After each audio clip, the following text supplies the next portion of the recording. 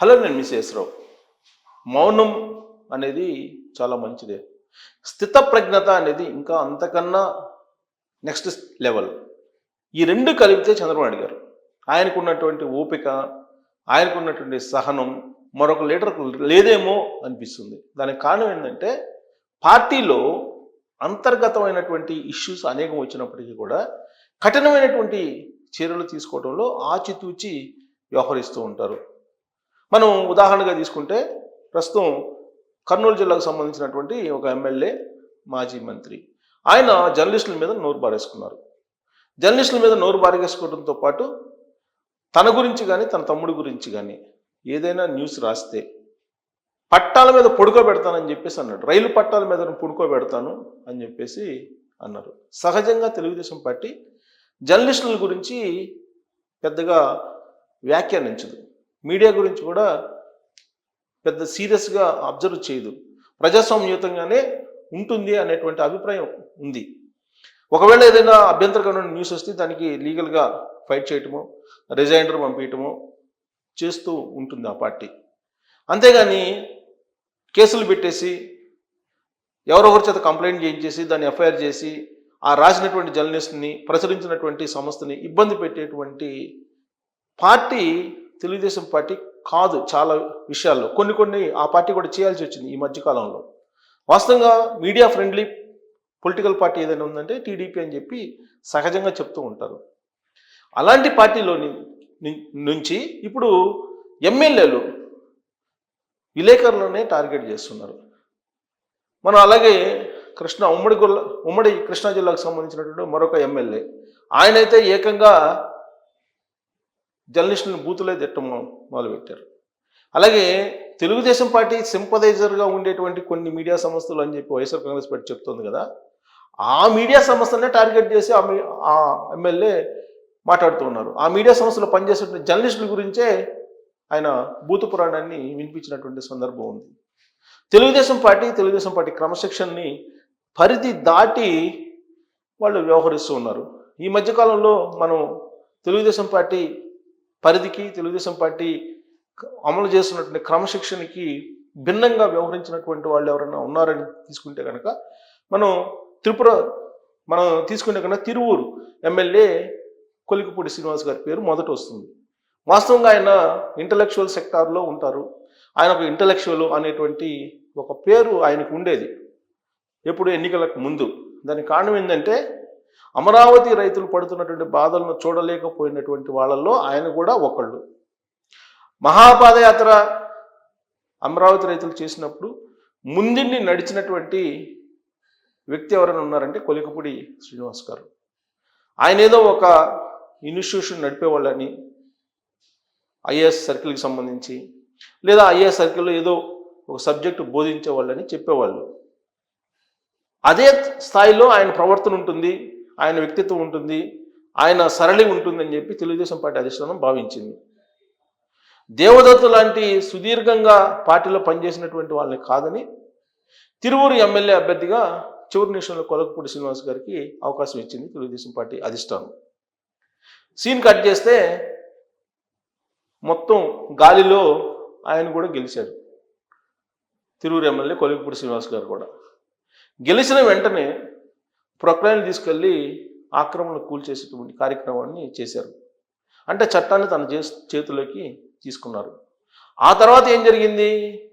అక్కడున్నటువంటి తెలుగుదేశం పార్టీకి సంబంధించినటువంటి కొంతమంది సర్పంచుల్ని టార్గెట్ చేశారు.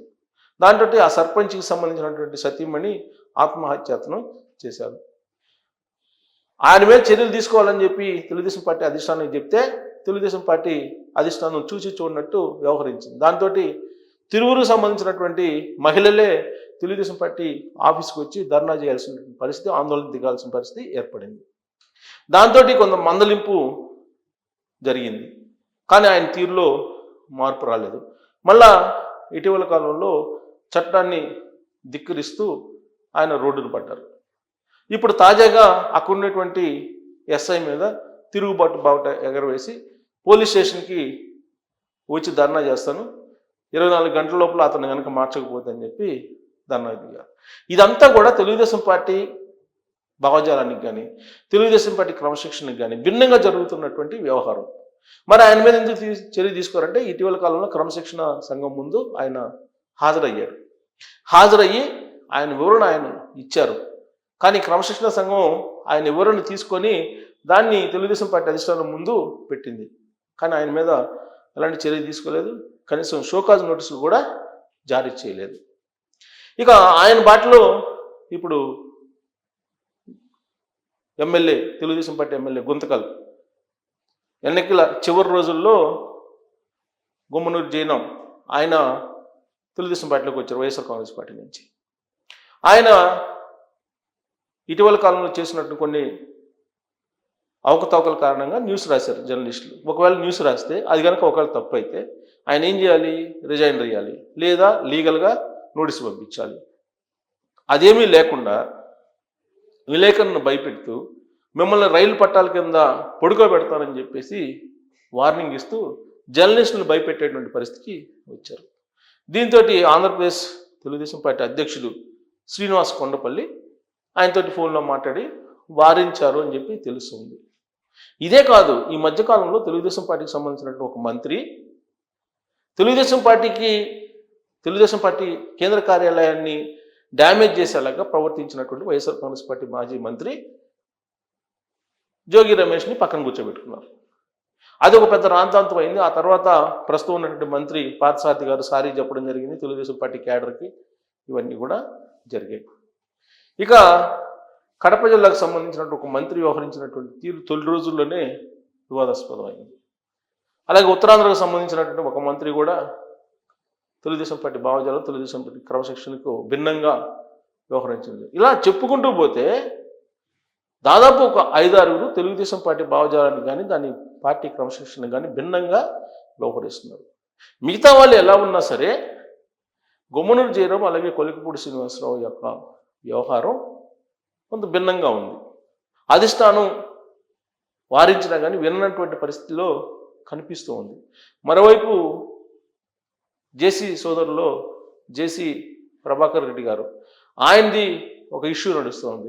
ఇలా పార్టీలో అనేక ప్రాంతాల్లో డిస్టర్బెన్స్ అంతర్గతంగా కనిపిస్తుంది. అయినప్పటికీ కూడా చంద్రబాబు నాయుడు గారు సున్నితంగా మందలిస్తూ వాళ్ళని సర్దుకొని పోతూ ఉన్నారు. మరి ఆయనకి తెలియదా ఇవన్నీ అంటే తెలుసు. మారతారని చెప్పి వెయిట్ చేస్తూ ఉన్నారు. మారినటువంటి పక్షంలో ఖచ్చితంగా చంద్రబాబు గారు తీసుకున్నటువంటి చర్యలు చాలా సీరియస్గా ఉంటాయని చెప్పి పార్టీలో అంతర్గతంగా జరుగుతుంది చర్చ. మరోవైపు వైఎస్ఆర్ కాంగ్రెస్ పార్టీ మూలాలు ఉన్నటువంటి వాళ్ళని అసలు తెలుగుదేశం పార్టీలోకి తీసుకోవడానికి లేదని చెప్పి తెలుగుదేశం పార్టీ క్యాడరు అలాగే ద్వితీయ శ్రేణి కోరుకుంటుంది. కారణం ఏంటంటే వాళ్ళు పెరిగినటువంటి వాతావరణం వేరు. వైఎస్ఆర్ కాంగ్రెస్ పార్టీ అంటే జగన్మోహన్ రెడ్డి గారి స్టైల్లో ఎదిగొచ్చినటువంటి క్యాడర్. ఆ క్యాడర్ యొక్క వ్యవహారం ఏ విధంగా ఉంటుందో అందరికీ తెలుసు. అలాంటి క్యాడర్ని పుట్టుకొని ఎదిగొచ్చినటువంటి లీడర్లు ఎవరైతే ఉన్నారో వాళ్ళని తెలుగుదేశం పార్టీలోకి తీసుకోవడానికి లేదు అని చెప్పి ఇప్పుడు తెలుగుదేశం పార్టీలో ఉన్నటువంటి వాళ్ళు అభ్యర్థిస్తున్నారు అధిష్టానాన్ని. కానీ అక్కడక్కడ తెలుగుదేశం పార్టీలోకి రావడానికి ప్రయత్నం చేస్తున్నారు చాలామంది లీడర్స్ వైఎస్ఆర్ కాంగ్రెస్ పార్టీ నుంచి. ఒకవేళ వస్తే పార్టీలో ఉండేటువంటి పరిస్థితి ఏంటి అనేది కూడా ఆలోచించాలని చెప్పి ఉన్నటువంటి వాళ్ళు అభిప్రాయపడుతూ ఉన్నారు. పార్టీలో అనేక మంది ఉన్నారు. 164 మంది కూటమి అభ్యర్థులు గెలిచారు. ఇంకా కూడా వైఎస్ఆర్ కాంగ్రెస్ పార్టీ నాయకులు అవసరమా అనేటువంటి ప్రశ్న వస్తుంది. ఒకవేళ అవసరం అనుకుంటే పార్టీలో ఉండేటువంటి నాయకత్వాన్ని బలోపేతం చేయొచ్చు. కానీ వైఎస్ఆర్ కాంగ్రెస్ పార్టీ నుంచి తీసుకోవాల్సిన అవసరం లేదు. కానీ వాళ్ళలో గుడ్ విల్ ఉండేటువంటి వాళ్ళు ఉన్నారా ఎవరైనా అంటే లేరు అనేది Telugu Desam party cadre, Telugu Desam party లీడర్లు చెప్తున్నటువంటి మాట. ఇలాంటి పరిస్థితుల్లో ఇప్పుడు గుమ్మనూరి జయరాం కానీ లేదా పార్థసారథి గారు కానీ లేదా ఇప్పుడు కొలికపూడి శ్రీనివాసరావు కానీ వీళ్ళందరి యొక్క వ్యవహారం ఏంటి? అసలు వీళ్ళు పార్టీలో ఉంటూ పార్టీని ఎందుకు నష్టపరిచేలా వ్యవహరిస్తున్నారు? దీని వెనుక ఏమైనా ఉందా అనే దాని మీద కామెంట్ రూపంలో మీ అభిప్రాయాన్ని తెలియజేయచ్చు. Thank you.